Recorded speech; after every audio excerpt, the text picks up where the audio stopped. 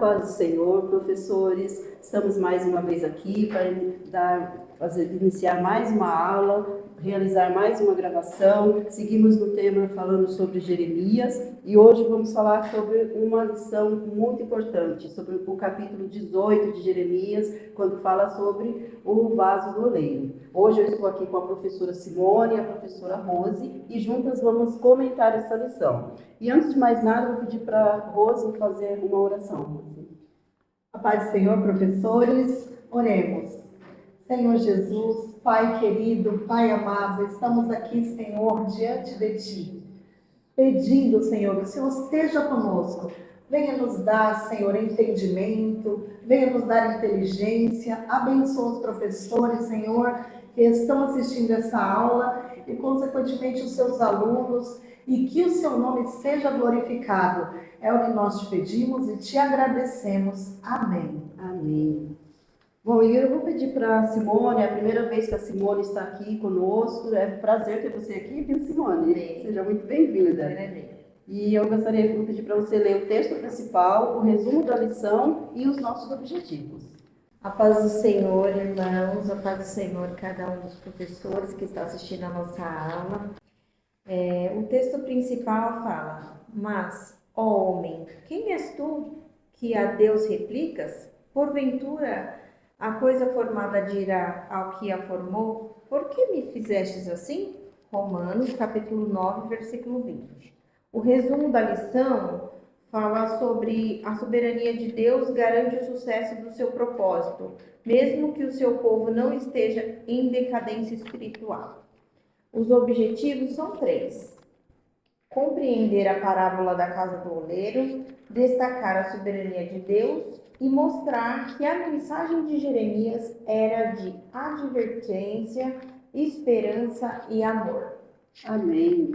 Bom, o título da lição é O Vaso do Oleiro, a descrição espiritual da nação. Essa lição ela será ministrada no dia 26 de outubro de 2025. E eu gostaria já de iniciar aqui na introdução, quando o comentarista ele fala que, embora a condição dos judeus era de falência espiritual, Deus ainda os amava e chamava ao arrependimento. E através dessa mensagem do vaso do oleiro, Jeremias ele percebe esse grande amor e vai mostrar para o povo o amor de Deus através desta parábola.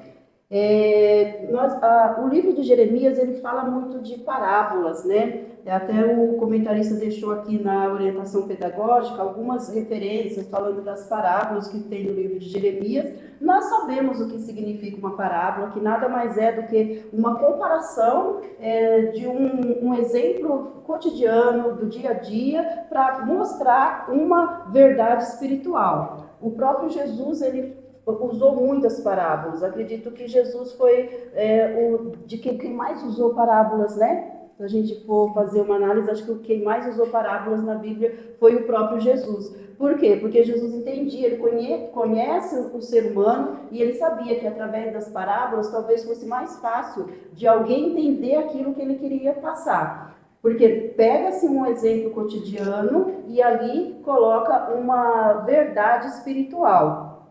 E aqui no primeiro ponto, o comentarista ele dá um exemplo, o significado de parábola, né? Fala que é colocar ao lado de. É exatamente isso que eu falei. Pega um exemplo do dia a dia e coloca do lado uma verdade espiritual, para que fique mais fácil de entender. E o interessante aqui é que Deus, o que ele faz com Jeremias? Ele fala para ele fazer algo, literalmente. E a partir do momento que ele faz aquilo, aí surge a parábola. Deus fala para Jeremias ir até a casa do oleiro, para ele se deslocar do seu lugar, ir até a casa do oleiro e observar o que está acontecendo ali.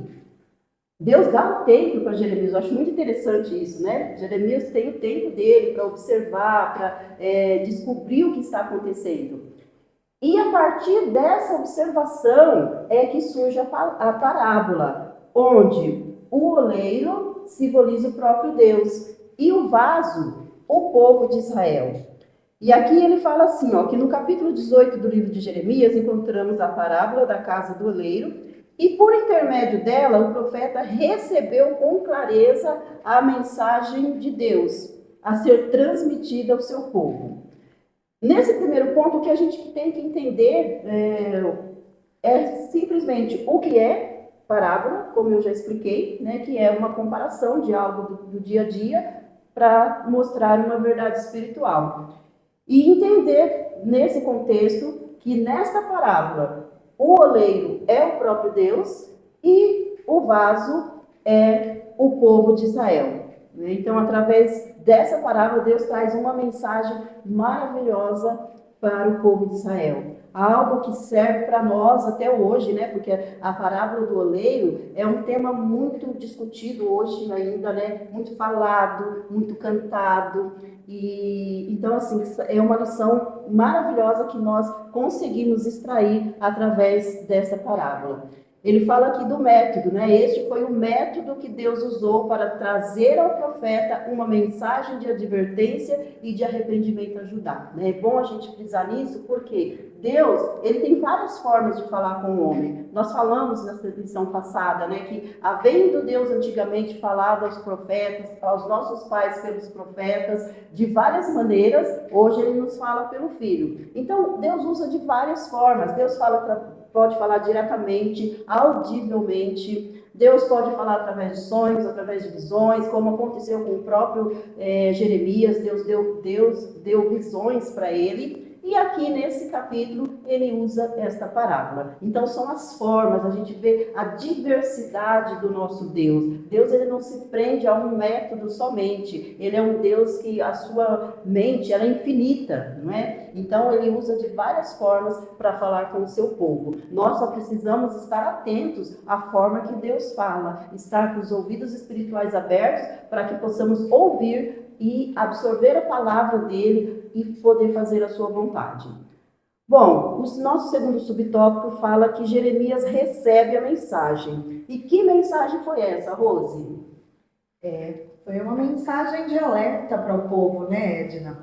Interessante que eu entendo aqui é que todas as vezes que Deus fala com Jeremias, Jeremias ele não se opõe de maneira nenhuma, ele de imediato obedece. Deus olha para ele e fala: desce à casa do oleiro, porque lá eu falarei contigo. Jeremias não questiona, né?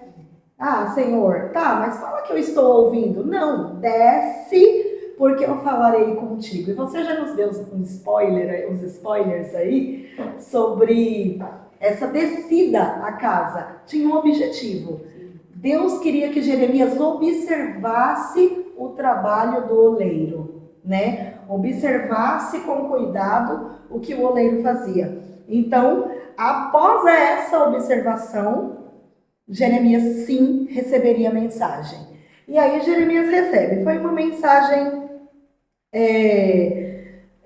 falada diretamente para o povo, claro, mas Jeremias precisava entender o que estava acontecendo. Você falou que o vaso, a confecção de vasos era algo comum na época.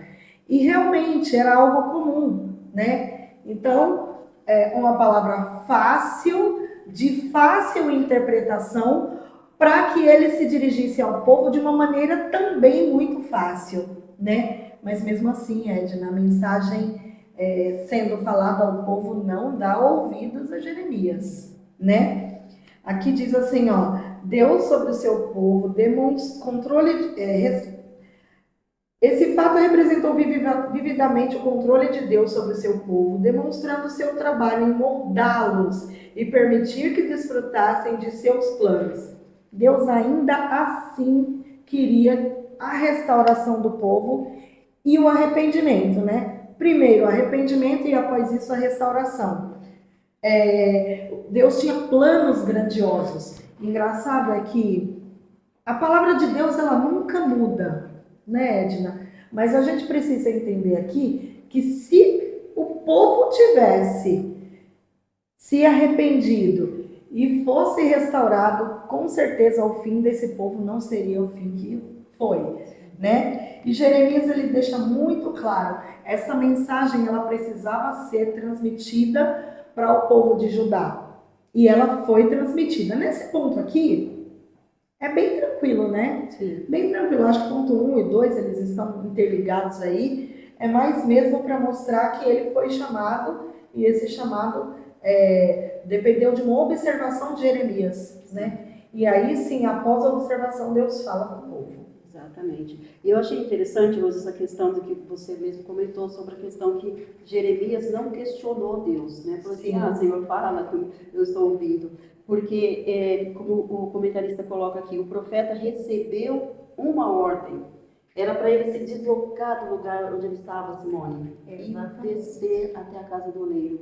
E ele fez isso, né? E Deus poderia falar diretamente a Jeremias. Exato. Mas Deus escolheu uma maneira como falar com Jeremias. Sim. Apesar de ser comum o ambiente que Jeremias estava ali sobre obediência à palavra, porque Deus poderia ter falado diretamente através de uma mensagem, de uma visão. Deus não fez isso, Deus deu uma ordem e debaixo da obediência à palavra de Deus, Jeremias foi até a casa do oleiro. Era um ambiente comum para eles, porém, era um ambiente que Deus escolheu para falar com Jeremias. Então, quando Deus escolhe algo para nós, a gente já sai do comum. Parecia simples, era natural o oleiro trabalhando ali, mas Deus tinha um propósito em falar, em mostrar de uma maneira clara para que Jeremias entendesse claramente para que ele pudesse repassar para o povo. Exato. Né? Eu achei muito importante. E engraçado que nós estamos na mesma sintonia, essa questão dessa ordem, né? Exatamente. Porque às vezes o que acontece hoje, às vezes nós recebemos também uma ordem de Deus para fazer alguma coisa. Deus, ele tem coisas novas para nos dar. Ele tem mistérios, mensagens, não é? Mas às vezes Deus fala, como falou com Jeremias, desce a casa do oleiro. Talvez Deus tenha falado conosco para nós orarmos mais, para nós lermos mais a palavra de Deus, para jejuar, para fazer uma mudança na nossa vida. E às vezes a gente não faz o que Jeremias fez, não obedece. Não é? Porque seria muito mais prático para Jeremias ele receber a mensagem onde ele estava. Não é? Mas Deus queria ver esse movimento de Jeremias, essa disposição dele em obedecer a sua ordem. Não é? E é isso que muitas vezes falta em nós. Através dessa obediência de Jeremias, ele recebeu uma mensagem maravilhosa, porque, como vocês falaram, era algo muito comum. E quem diria que de algo comum ia sair uma mensagem tão grandiosa? Exatamente. Não é? Olha só Deus pode fazer isso. Então nós perdemos muito quando nós não obedecemos a ordem do Senhor. Né? Que a gente possa aprender com essa atitude de Jeremias. Bom, o nosso terceiro subtópico fala que a mensagem da casa do oleiro, né? Qual era exatamente aquela mensagem que Jeremias recebeu ali? O que Deus queria falar com Jeremias através dessa mensagem, Simone? Então, aqui a gente vai ver o conteúdo central da mensagem, né? Que Deus, através daquela parábola, Deus queria mostrar para Jeremias, era a condição em que Judá se encontrava. Deus mostra através de Jeremias, através da casa do oleiro, Deus queria mostrar a condição que se encontrava Judá, porque não faltava culto. Na lição anterior nós vamos ver que não faltava culto, porém faltava a adoração genuína a Deus. Aquele povo estava ali cumprindo os rituais, porém eles estavam vazios, eles estavam divididos da quê? Na idolatria, com base no que ele viu lá na casa do oleiro. A mensagem de Jeremias desvendou a raiz da idolatria que imperava, pois diante da palavra do Senhor eles diziam: andaremos segundo as nossas imaginações. Então, eles tinham culto, eles tinham os rituais, porém eles estavam indiferentes, eles estavam com o coração dividido. A idolatria imperava no meio deles. E Deus não aceita. Deus não aceita que nós venhamos colocar coisas no lugar dele. Hoje em dia, lá antigamente, a idolatria ela era muito voltada para os ídolos. E aqui a gente vai ver que nos nossos dias de hoje, quando a gente vai a fundo na idolatria, a gente vai ver que a idolatria é tudo aquilo que rouba o lugar de Deus. E essa mensagem para os nossos jovens nos dias de hoje, a gente tem que trazer a eles a reflexão, quais os tipos de idolatrias que podem ser praticadas nos nossos dias de hoje. Porque hoje em dia você não vai adorar uma imagem, porque a gente tem ampla visão disso.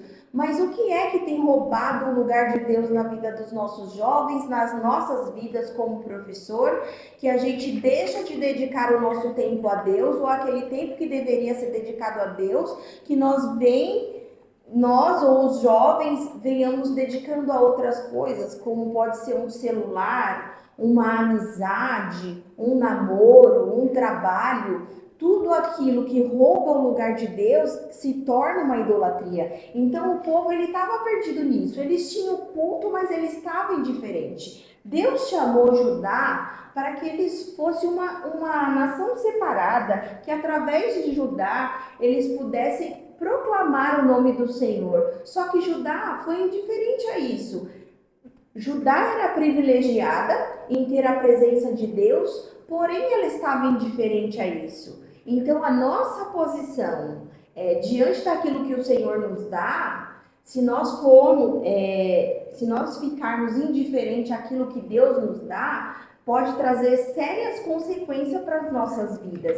E aqui a gente vai ver que Judá estava permitindo que essas coisas tomassem o lugar de Deus. Eles estavam colocando Deus de lado e as outras coisas estavam sobressaindo. Então, Deus mostra para Jeremias que, através da sua mensagem, que se o povo se arrependesse e voltasse para Deus, o curso desse destino, do que estava predestinado a acontecer a eles, caso eles ouvissem a palavra de Deus, poderia ser diferente. Deus traz advertência, e nessa mensagem do oleiro aqui, a mensagem que Jeremias recebeu na casa do oleiro reafirmava o controle do Senhor como soberano e que tem o seu povo. Deus, apesar daquele comportamento, ele não estava indiferente ao que estava acontecendo. Deus, na sua soberania, estava no controle da situação. E através de Jeremias, o Senhor queria mostrar um caminho de esperança, um caminho voltado para o arrependimento. Mas eles teriam que se posicionar e ouvir a Deus e não andar segundo o coração deles. E nós podemos tirar uma grande lição disso para nossas vidas nos dias de hoje. Amém, muito bem colocado. E é interessante, Simone, quando você falou que hoje, né, muitas coisas podem se tornar idolatria, né? Quando roubam o lugar de Deus na nossa vida, né, acaba se tornando idolatria. Eu acredito que, assim, de certa maneira, talvez hoje seja mais difícil a gente reconhecer a idolatria. Sim. Porque ali para Judá, realmente era um ídolo, não é? Era uma imagem que era colocado ali diante deles. Então, eles já sabiam que aquilo era uma idolatria, que Deus não se agradava daquilo. Mas hoje, como a Simone colocou, Rose, são muitas coisas. E às vezes, talvez, alguém nem perceba que está no caminho da idolatria. Não é? Então, ela falou do celular, são tantas outras coisas, às vezes até um filho, uma pessoa, o nosso trabalho, tudo aquilo, como ela colocou, que rouba o tempo de Deus, pode se tornar uma idolatria na nossa vida. Então, assim, é questão da gente olhar para a história de Israel e ter isso como exemplo e nos policiarmos, né? Exatamente, porque a experiência que Jeremias teve na casa do oleiro, ela ultrapassa gerações, ela ultrapassa a cultura. Ela foi para aquele povo e ela é para nós nos dias de hoje. Então ela serve de lição para nós. Nós pegamos o exemplo deles e trazemos para nossas vidas para não cometer os mesmos erros, né? Exatamente. Bom, vamos seguir aqui. O nosso ponto 2, nesse ponto nós vamos falar sobre a soberania de Deus. Falaremos sobre o que é soberania, familiarizado com a soberania de Deus e a cooperação humana. Quando nós falamos sobre soberania, o que é soberania, né? Soberania nada mais é do que o poder absoluto de Deus, o poder absoluto que ele tem de fazer tudo conforme o seu querer. Então, Deus, ele é soberano sobre tudo e sobre todos. O texto diz assim: a soberania de Deus indica sua onipotência, ou seja, o seu total poder. Deus, ele tem todo o poder. A sua autonomia. Deus, ele existe por si mesmo. Tudo que ele faz é por si mesmo. Ele tem essa autonomia nele mesmo. Ele não precisa pedir consentimento de ninguém. Ele tem a autonomia total sobre todas as coisas. E a sua independência, né, que está ligado com a autonomia. Ele é independente. Deus, ele não precisa de ninguém. Deus não precisa de ninguém para fazer nada. Queria até ler com vocês Isaías 43:13.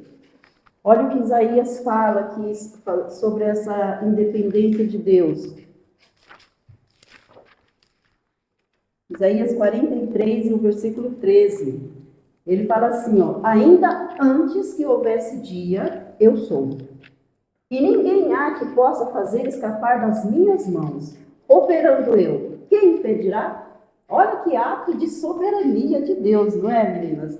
Quem impedirá o agir de Deus? Se Deus determinar, se ele falar que vai fazer, não há ninguém que pode impedir.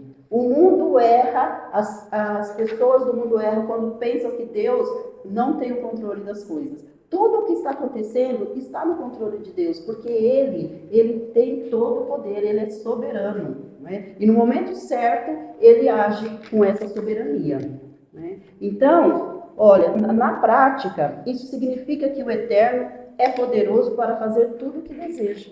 Desde o início da criação, nós vemos Deus trabalhando, Deus fazendo, Deus criando, Deus fazendo tudo de acordo com aquilo que Ele quer. A história é moldada de acordo com o que Ele quer. Né? Então, não há dúvida nenhuma de que Ele é soberano. E Jeremias traz essa questão da soberania, porque ele percebe ali naquele exemplo do vaso, do oleiro, ali ele percebe a soberania de Deus. Né? Porque quando o vaso está nas mãos do oleiro e esse vaso se quebra, e aí o oleiro torna a fazer dele um novo vaso, então ali Jeremias percebe que Deus é soberano, que ele também pode fazer algo novo. E era aquilo que Deus queria. Deus queria fazer algo novo na nação de Judá. Aqui o texto fala assim, ó: ao assistir o oleiro trabalhando, Jeremias pôde compreender claramente a mensagem de que assim como o oleiro é livre para fazer o vaso que desejar, a partir da argila em suas mãos, assim também o Senhor pode fazer de seu povo o que lhe apraz. Que é o versículo 6 da nossa leitura. Não poderei eu fazer de vós como fez este oleiro, ó casa de Israel, diz o Senhor: eis que como barro na mão do oleiro, assim sois vós na minha mão, ó casa de Israel. Então o poder estava nas mãos do Senhor. Ele era soberano para, embora a nação de Israel estivesse quebrada, como aquele vaso se quebrou, embora essa nação estivesse quebrada, porque ela estava afastada, ela estava vivendo uma apostasia, mas mesmo assim, Deus, por ser soberano, Ele poderia fazer algo novo, Ele poderia fazer uma mudança, Ele poderia fazer algo maravilhoso naquela nação. Agora, o que nós temos que entender, nós vamos ainda falar um pouquinho mais na frente, é que o povo precisava estar de acordo, não é? Então, Deus poderia fazer, mas mesmo Ele sendo soberano, Ele não vai contra o nosso livre-arbítrio, que nós vamos falar mais na frente, né? O subtópico 2 fala familiarizado com a soberania de Deus. Jeremias, ele tinha, né, essa intimidade aí, ele estava acostumado com a soberania de Deus devido a algumas questões anteriores, né, Rose? O que você pode falar para nós sobre esse ponto? É isso mesmo, Edna. A gente entende que Jeremias está familiarizado com Deus. Eles usam aqui a expressão formar, que é do hebraico yatzar, que a gente vê várias vezes no decorrer da Bíblia, mas a questão da familiarização de Jeremias com Deus é que lá em Jeremias 1:5, ele olha e fala que antes que eu te formasse no ventre da sua mãe, então Jeremias entende esse formar, né? Quando ele leva Jeremias para observar o barro, ele leva Jeremias para observar a formação de algo que não tinha valor, se tornando em algo valorizado. É incrível isso. E o próprio Jesus usa também as expressões formar com o mesmo sentido dessa palavra no hebraico, né? Lá em Gênesis também nós fomos formados do pó da terra, Yatzer, né? Que quer dizer formar, é pegar aquilo que não tem nenhum sentido, aquilo que não tem nenhum valor, e fazer com que aquilo se torne algo valoroso, valorizado, né? Então, ele é o Deus que molda esse povo. Ele é o Deus que molda. Aqui fala assim, ó, Deus tinha mais clareza para Jeremias do que o seu poder de formar, moldar e trabalhar em pessoas de acordo com a sua soberana e boa vontade. Então, para ele falar do que ele viu lá, né, era tranquilo, porque ele estava familiarizado com essas expressões, com essas questões do formar. Eu achei interessante, Edna, aqui, que a gente está falando da soberania de Deus. Jeremias está familiarizado com a soberania, né? Sobre o descarte daquilo que não tem valor, né? No mundo, o vaso que somos nós, né? Quando estávamos lá, somos descartados. A gente não serve para nada. Você vai em um lugar, você não tem valor. Você vai na família, às vezes a família também não valoriza. Dentre os amigos também você não é valorizado. Mas o mais interessante é que o mundo descarta, você não serve, mas na mão de Deus você é valorizado. Você tem valor. Sim. Você tem valor. Você é um vaso que... quando o vaso se quebra, ele não se quebra no chão, ele se quebra na mão do oleiro. E quando nós nos permitimos ser quebrados na mão do oleiro, a gente vê a transformação. E a gente se permite ser trabalhado. E é isso que Deus queria com Judá. E é isso que Judá não quis de Deus. Eles não quiseram se permitir serem trabalhados. Eles se entregaram à desvalorização, à idolatria. A idolatria em Lamentações de Jeremias diz que era tanta que as mães, elas sacrificavam os filhos, ofereciam aos deuses. Então, Deus não estava se agradando disso, né? E Deus é soberano. Deus é soberano. Ele entrou com providência. Né? Sim, com certeza. Então, a única coisa que Deus queria era essa submissão, né? Que fala que o povo fosse submisso ao seu querer, né? Sim. E Deus poderia fazer coisas grandiosas. Que está relacionado com o terceiro subtópico, né? Que seria a cooperação humana, né, Simone? Exatamente. Aqui a gente vai ver que apesar da soberania de Deus, ele não interfere no nosso livre-arbítrio. Ele nos dá o poder de escolha. Então, a gente vai ver aqui que a ação de Deus, a do profeta e a do povo. Deus levou Jeremias, entregou a mensagem, mas o povo, ele não respondeu positivamente. Então, se o povo aceitasse a mensagem, poderia mudar o curso das coisas. Mas aqui mostra que o povo não respondeu positivamente à mensagem que Jeremias estava falando. Então, no entanto, se houvesse aceitação da mensagem e o arrependimento, Deus daria outro rumo para a história do seu povo, em vez de entregá-lo na mão dos inimigos. Deus, ele é soberano, mas você pode escolher. Se o povo tivesse escolhido dar ouvidos à voz de Deus, eles não seriam entregues. Porém, o texto não diz que o oleiro quebrou o vaso.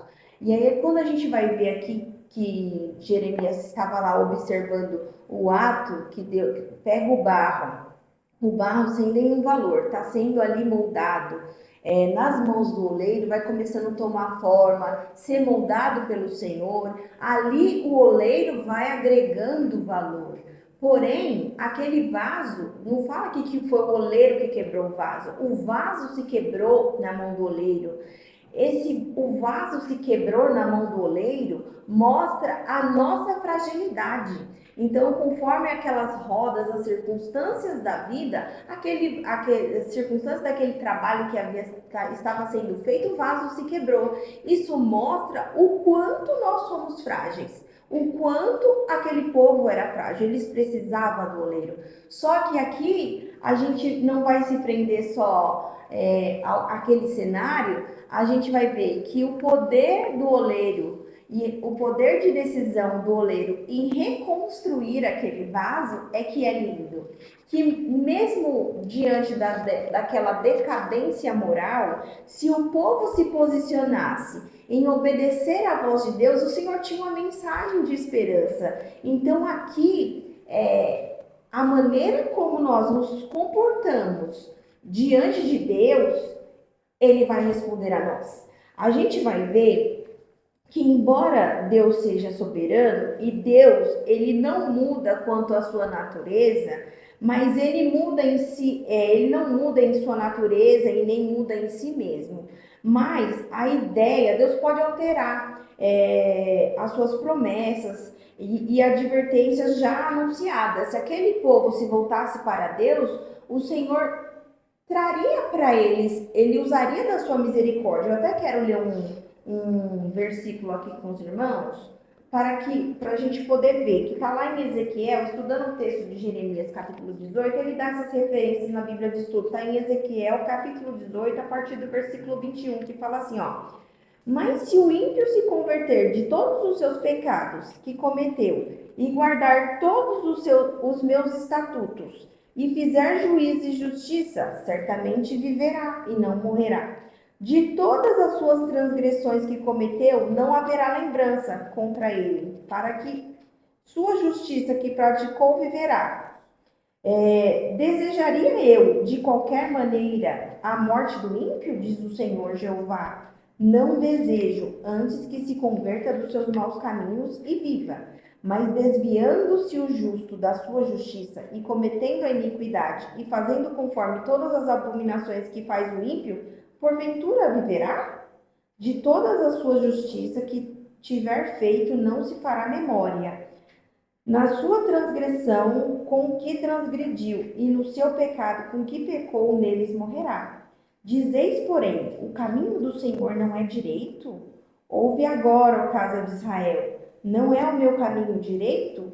Não são os vossos caminhos torcidos? Desviando-se o justo da sua justiça e cometendo iniquidade, morrerá por ela. Na sua iniquidade que cometeu, morrerá. Mas convertendo-se o ímpio da sua impiedade que cometeu e praticando o juízo e a justiça, conservará este a sua alma em vida. Então a gente vai ver aqui que, dependendo da maneira que você se posicionar, é que você vai receber. Deus, ele não muda na sua natureza, mas ele pode mudar aqui na ideia de se você se arrependeu, ele não executar aquele castigo sobre o seu povo, sobre nós. Então, o pensamento de Deus para aquele povo era um pensamento de paz, não era um pensamento de mal. O intuito de Deus para trazer para aquele povo era um intuito de restaurar eles. E não que eles se perdessem com aquela mensagem dura, mas que eles viessem se voltar para Deus, né? Exatamente. É o que o povo não entendeu, muitas vezes nós também, as pessoas não entendem. Falando nessa questão de livre-arbítrio, né? Porque eles tinham poder de escolha, só que eles escolheram errado, não é?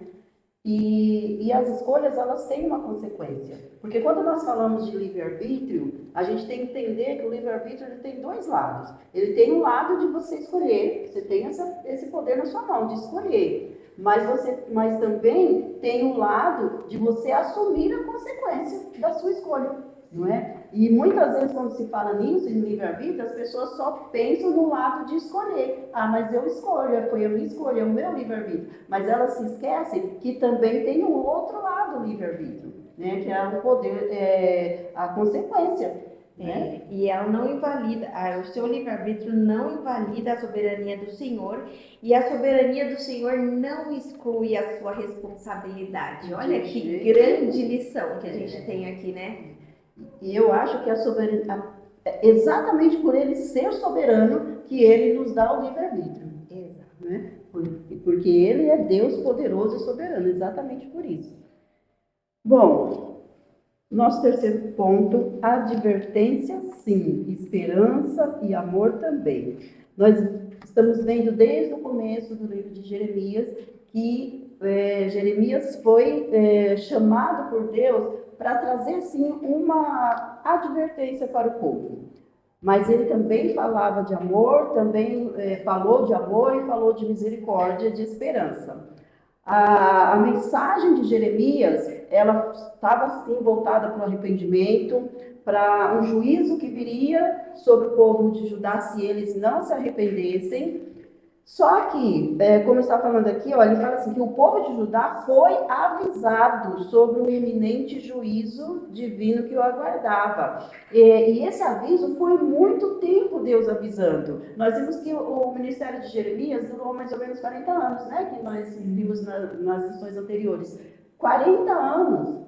Jeremias falando com aquele povo, advertindo o povo, querendo trazer o povo ao arrependimento. Então, assim, era uma mensagem de juízo, mas como a Simone acabou de colocar, que poderia ser revertido aquilo se o povo tivesse respondido positivamente a Deus. Mas isso não aconteceu, mas só que foi avisado. Isso não, o juízo que veio sobre Judá não aconteceu de repente, não, foi muito tempo. Isso nós falando de Jeremias. E os profetas que vieram antes falando, porque no próprio livro de Jeremias fala que Deus enviou os profetas madrugando e falando. Então Deus estava ali tratando com o povo há muito tempo.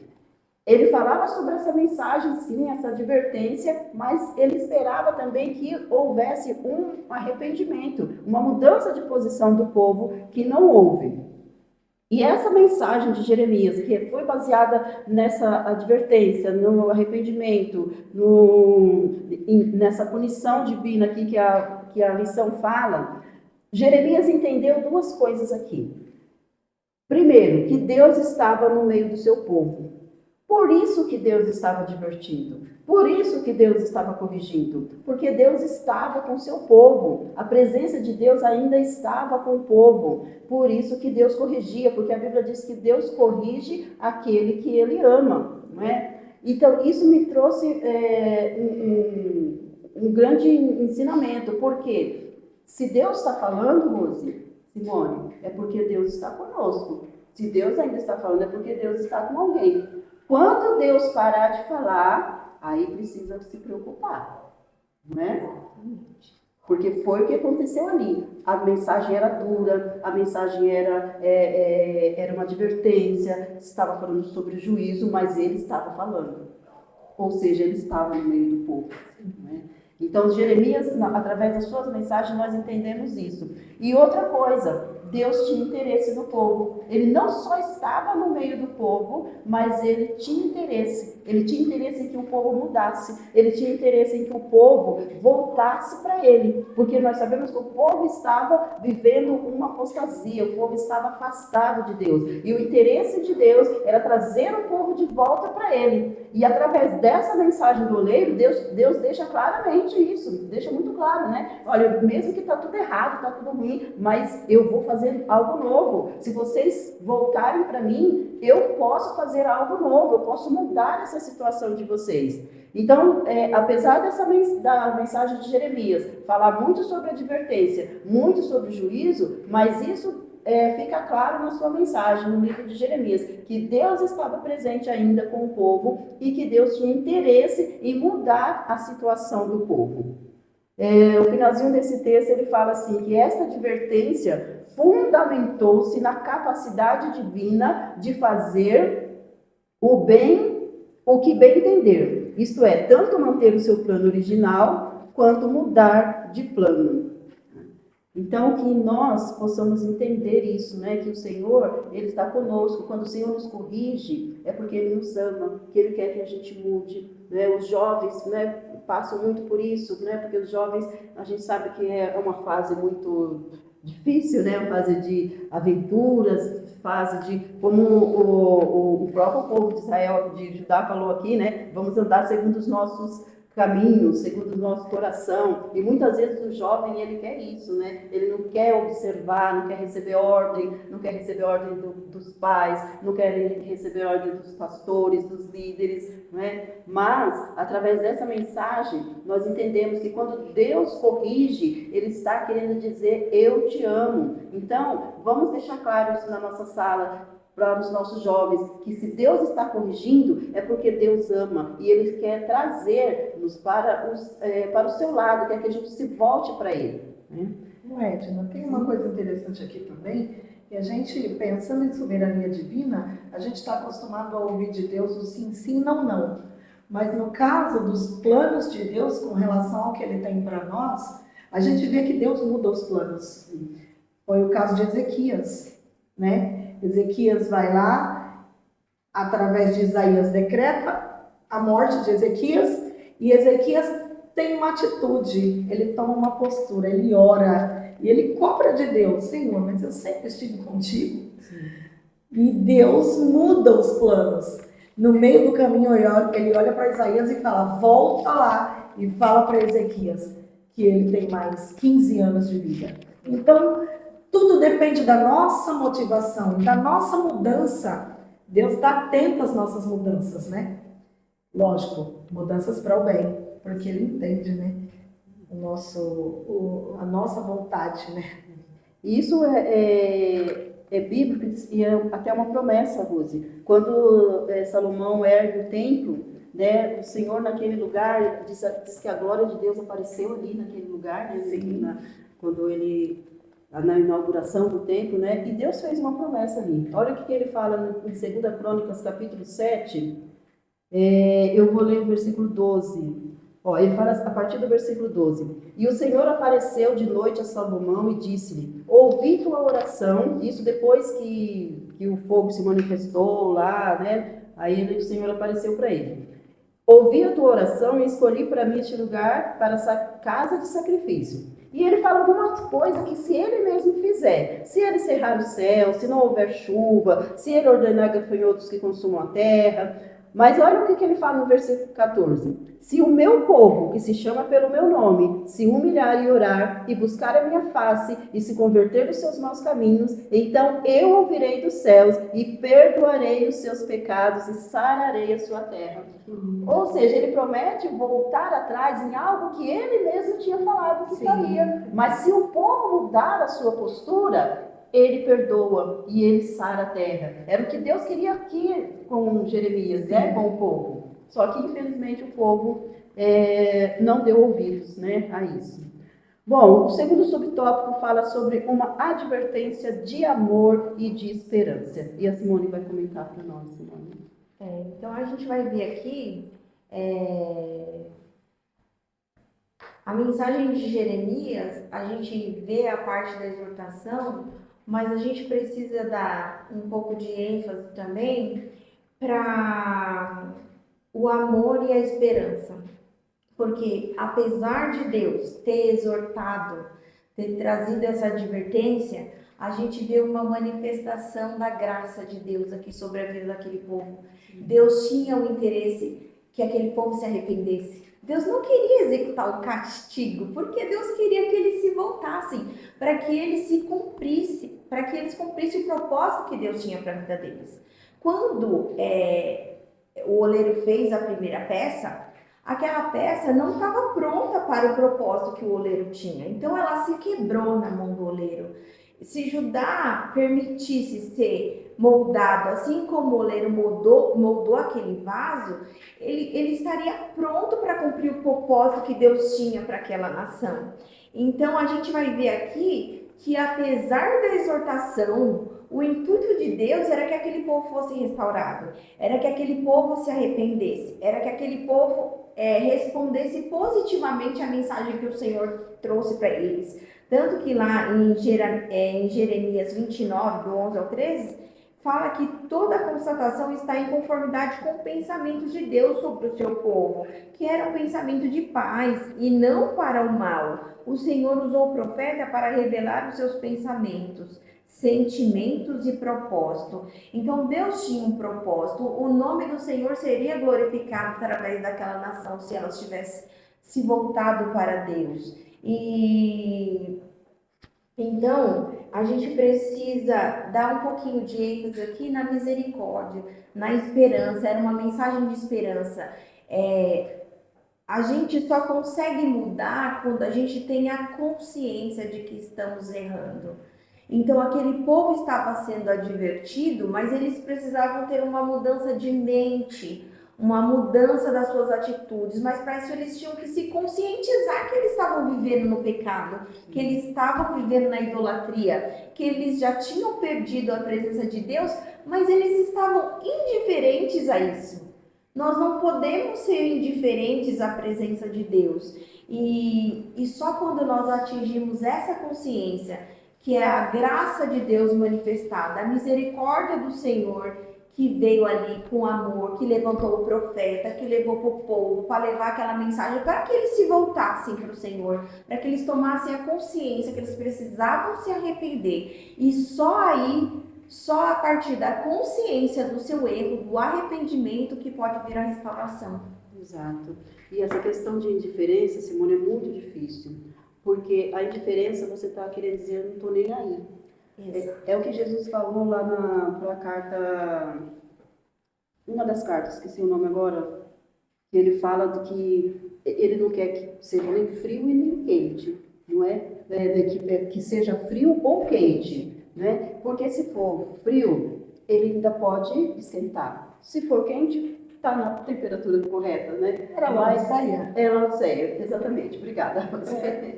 Mas o morno, o que ele fala? Ele vomitar, que vai vomitar. É a diferença, o morno é a diferença. Porque eu não estou nem aí. Né? E isso é muito difícil, né? Até nós mesmos, como seres humanos, como pessoas, a gente não quer receber um gesto de indiferença de alguém. É muito ruim, não é? E Deus também, né? Porque você vê aqui que ele fala que ele usou o profeta para revelar os seus pensamentos, os seus sentimentos. Olha que coisa, né? E a indiferença é algo que machuca muito. A indiferença que o povo tinha com Deus, eles também tinham com Jeremias. Sim. Jeremias era uma autoridade na terra, era a voz de Deus nessa terra. E Jeremias, é muito triste esse capítulo 18, aqui ele diz assim, ó, atende-me, Senhor, no 18 e 19, atende-me, Senhor, ouve o que os meus acusadores estão dizendo. Acaso se paga o bem com o mal? Mas eles cavaram uma cova para mim. Lembra-te de que eu compareci diante de ti para interceder em favor deles. Jeremias, ele é chamado de profeta chorão, porque apesar de todas as circunstâncias, ele ainda ora pelo povo que despreza ele. Né? Do começo ao fim do seu ministério, ele foi desprezado. Desprezado. Triste, né? Bom, o nosso tempo está indo embora, então vamos finalizar aqui falando sobre a restauração de um povo. E a Rose vai falar aí, né, Rose? Sim. Resumindo esse ponto, nós podemos ver aqui que o povo não se arrepende. Portanto, não há restauração, né? Embora Deus quisesse essa restauração. Como a Simone falou aqui, a misericórdia e o amor de Deus sempre prevaleceram, tanto é que ele manda o profeta. Mas o povo não quer dar ouvido. E a gente precisa lembrar, o comentarista fala aqui, que Israel era chamada de luz para os gentios. Era como se fosse uma luz para os gentios. É uma comparação, né? Isso foi falado lá em Gênesis. Então o povo vem caminhando, né? E se corrompe. E a corrupção do povo foi muito rápida, porque eles tiveram Josias como um rei, e agora estavam não tão longe, mas já totalmente corrompidos, né? E aí, esse é o propósito de Israel, é ser luz. Aqui o comentarista diz, Israel, como povo de Deus, se limita ao cumprimento de seu propósito de anunciar e tornar as grandezas de Deus conhecidas entre as nações. Como serão conhecidos entre as nações? Como serão luz para os gentios se eles estão imersos em idolatria, maldade, apostasia, né? E tantas outras questões. Então, Deus quer restaurar, mas o povo não quer ser restaurado. Então vem o juízo, né? Tem uma coisa aí que a gente não escolhe, né? As consequências dos nossos atos, né? Mas a gente escolhe se pratica o ato ou não.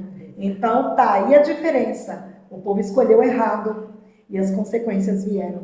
Exatamente. E o propósito de Deus para Israel era tão lindo, né? Sim. Ser essa luz, né? Fazer o nome dele ser conhecido através de Israel. Israel falhou nesse propósito, né? E hoje quem tem esse propósito somos nós, né?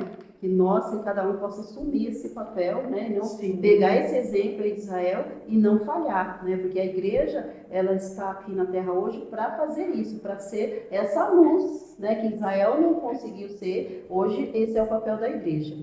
Vocês querem ter mais alguma coisa para comentar? Qualquer ponto?